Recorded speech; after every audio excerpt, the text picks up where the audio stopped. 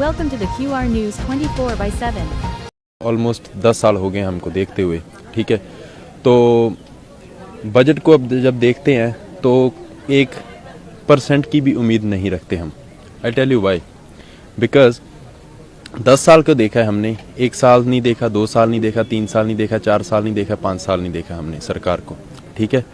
तो 10 साल में जो हमने देखा है कि हमारा ये नहीं है कि देश में पैसा नहीं है, देश में पैसा है, लेकिन मैटर करता है कि देश में पैसा किसके पास है, ठीक है। आम जनता के पास कितना पैसे का कैश फ्लो आता है, या कह सकते हो कितना पैसा जाता है। 99% इंडिया का पैसा जो है वो उद्योगपतियों के पास है, वही देश को चला रहे हैं आज। अगर मैं सोचता हूँ 11.68 लाख करोड़ रुपीस अगर उद्योगपतियों का माफ़ हो सकता है तो 2 लाख करोड़ रुपया किसानों का क्यों नहीं हो सकता। और बातें करते हैं कि किसानों की आयु दुगनी करेंगे जी।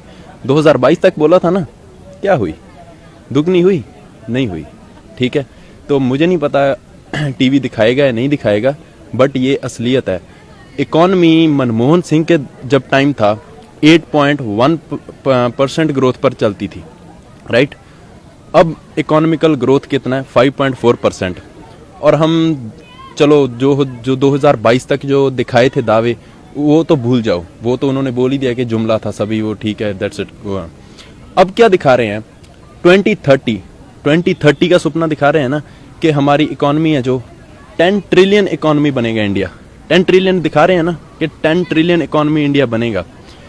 राइट नाउ जो इंडिया का करंट फेस चल रहा है, एवरेज जो इकोनॉमी है 5.4% से ग्रो कर रहा है।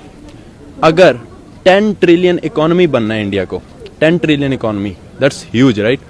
उसके लिए 15% की ग्रोथ चाहिए इकोनॉमी की। 15% की ग्रोथ मोदी जी लाएंगे।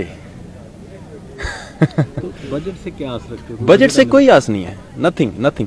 बजट से क्या आस रखेंगे? बजट से हम क्या आस रख सकते हैं? सारा कुछ तो आपने जो प्राइवेट करने के चक्कर में, प्राइवेटाइजेशन इज गुड। 1991 में एलपीजी रिफॉर्म्स लाए, right. LPG reforms, that's good. Privatisation तब तक गुड है जब प्राइवेट कंपटीशन हो। जब आप प्राइवेट कंपटीशन खत्म कर दोगे तो प्राइवेटाइजेशन जो है that will gonna lead to extreme capitalism, and extreme capitalism is always dangerous for the country where we stay.